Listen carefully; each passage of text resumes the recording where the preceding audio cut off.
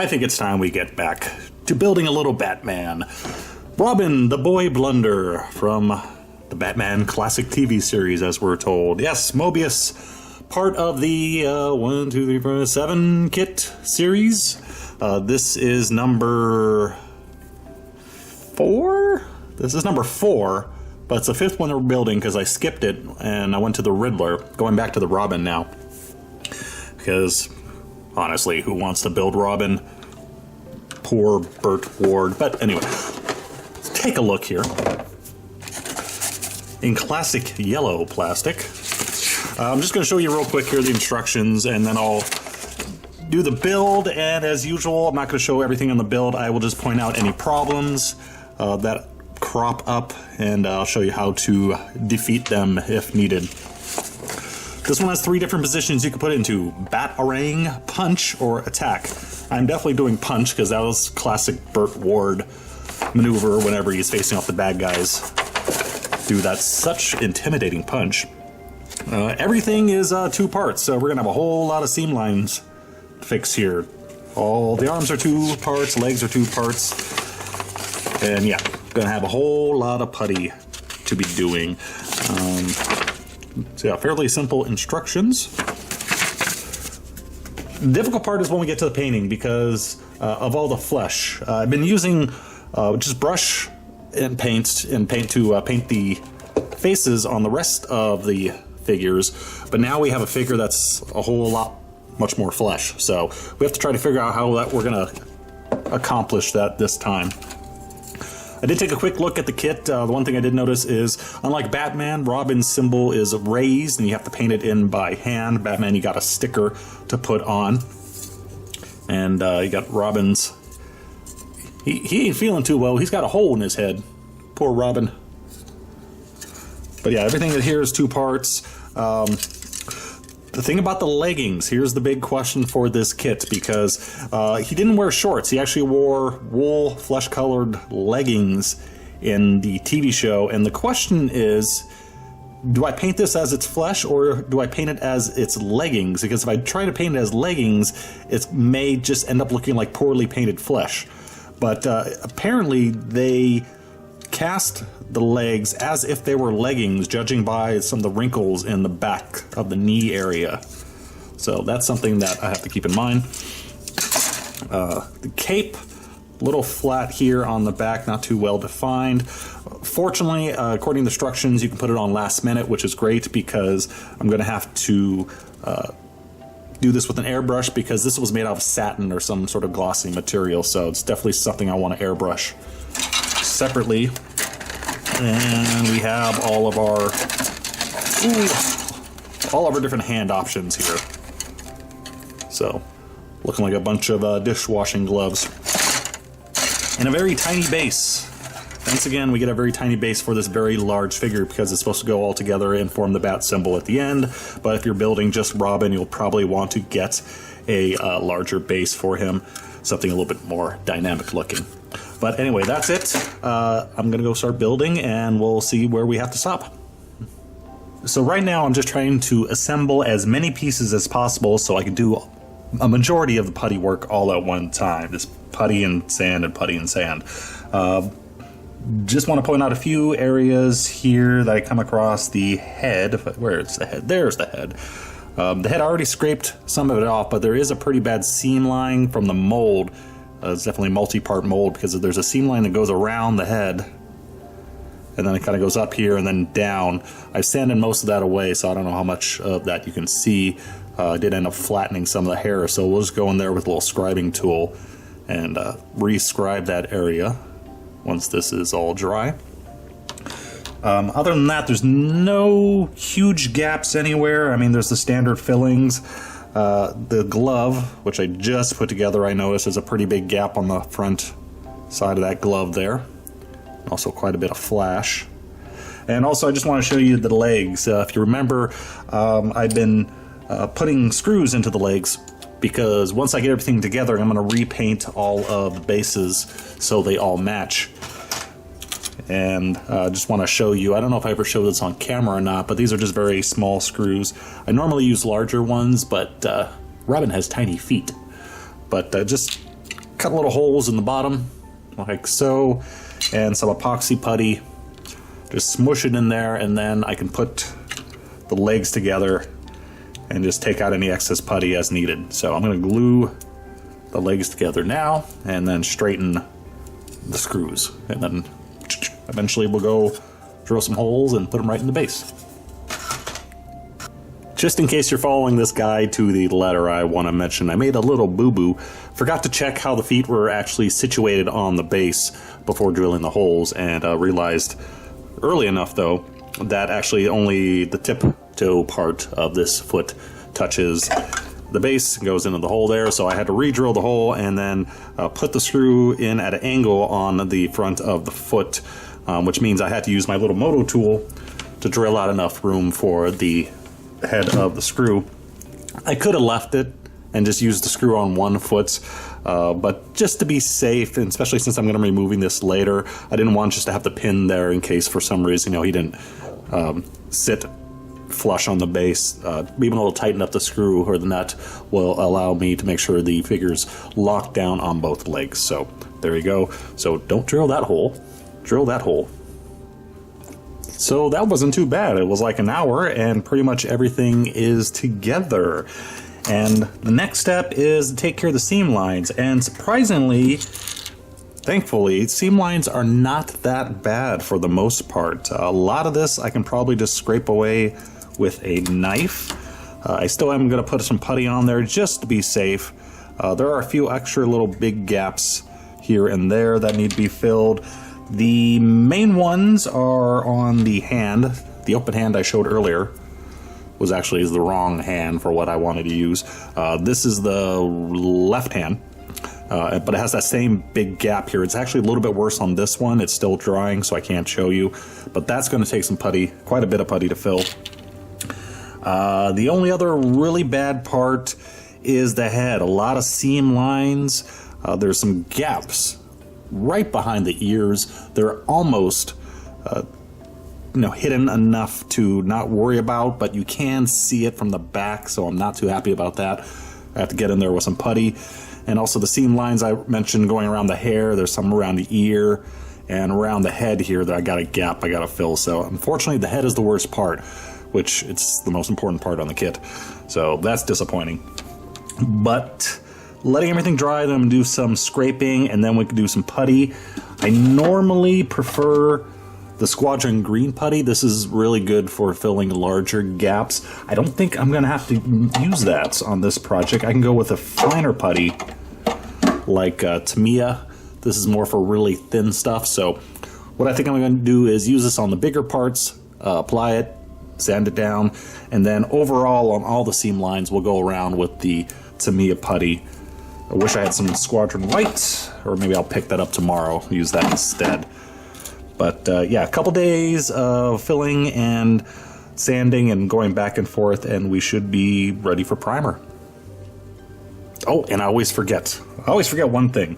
The torso you put together, and then you put everything inside, except for the left arm. This is supposed to go in first.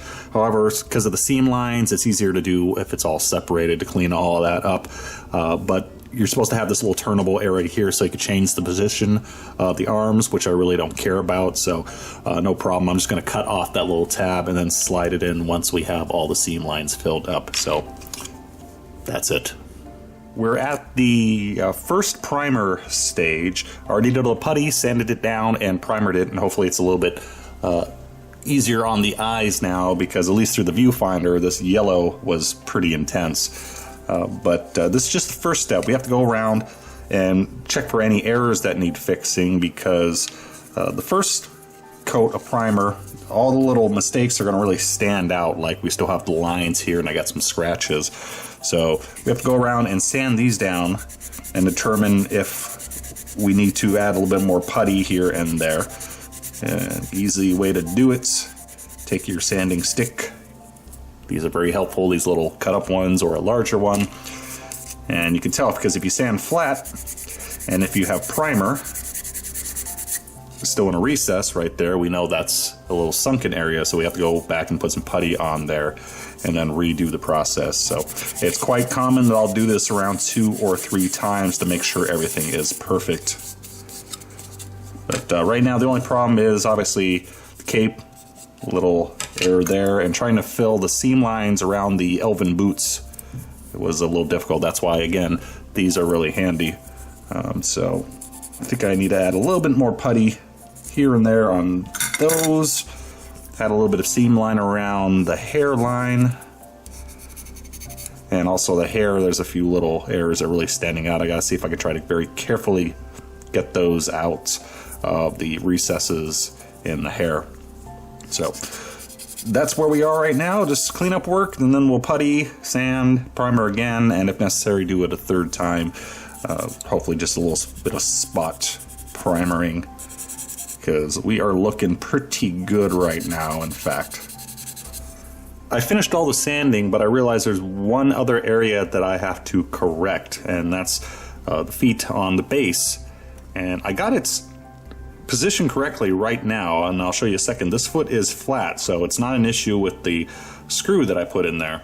But if I hold it flat, if you notice, his mass weight in his torso is behind his heel on both feet. It's almost central this one, but that's a really odd position for when you're moving forward with your leg. You're gonna almost topple backwards there. So like I said, his foot is flush here, so it's not an issue with the build. What I'm gonna need to do to fix this, make it a little bit more realistic, is move him forward slightly, so get his center weight more forward. And I'm going to fix this by just taking epoxy putty and working it into the rock area and smooth it out so I can get his feet flat on the rock. So that's going to just take a quick fix. Also be able to hide that screw a little bit more, and we should be ready for paint after that. Alright, we're finally starting on the painting, and we're just going to do the cape real quick. And for the cape, had a lot of different ways I can go. The cape is definitely yellow. It's also made of satin or something like that. Actually, looking at the film, I think it's actually a little bit closer to gold. So I was going to use polished gold, and I was trying some other experimenting with other gold colors.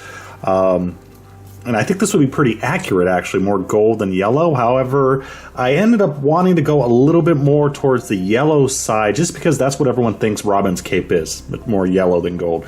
So it's a much lighter color than what we're going to use here, but I kind of like this color better. What I'm using, I already gave it a base coat of some Badger Minotaur paints. It's got mustard gas. Is that in camera? There, it's in camera now. So I use that as a base coat. And now for the metallic, I wanted a little bit of a lighter yellow to put on it. And I found they also have Noble Gold, which is an extremely thin metallic. A little bit lighter shade than I wanted. And it doesn't have quite the sheen that I was looking for. So I added some of this. Pearlex. It's macro pearl. This is basically metallic powder. It comes in like 30 different colors. If I knew what I'm doing now, I probably would have picked up the yellow one. But this is just like a generic silver color. So I added a little bit of this as well to give it some sheen. And I'm just doing it through the airbrush. I gotta do this kind of quickly because it does clog the airbrush quite well. I would have gotten micro pearl if they had it, but local store didn't. So, just trying to do this a quick burst. Just add a little bit of sheen to our cape here. Just a quick burst to keep it from going, from clogging the brush. Hang on one second. Forgot to turn on that. So that's going to give it a little bit of a sheen. I'm going to do this in several light coats. The big problem is this stuff is like glitter, and even as I'm spraying it out, it's flying through the air. So I'm going to have fun cleaning all my nearby furniture. But there we go. We got the cape pretty much done. And then next episode we will work on painting the skin. That's going to be the real troubling part. Yeah, I know it's like the 3rd or 4th time I said one more thing. But again, I forgot something. Forgot one thing, decided to add a little bit more here. For the cape, wanted to, after spraying that stuff, decided I want a little bit more highlight on it. The pearl didn't give it quite the same amount of sheen that I wanted, so I want a little bit more. And I'm not just going to add more of pearl because I got glitter freaking everywhere right now. I got to clean everything, and I don't want to use this anymore. So I switched over to the metallics like I was going to use originally, but I'm just using it as a highlight. So I went with the polished gold, which is what I was going to use on its own to begin with, mixed in a little metal medium. And metal medium is something I keep trying to find use for. It's not really a medium, it's more of a very light silver metallic. And I added a little bit of yellow ink to it for some highlights, and we're just going to put on basically a highlight layer. We're just hitting it very lightly here. I got this very thin, by the way, so I don't cover up too much of the yellow. And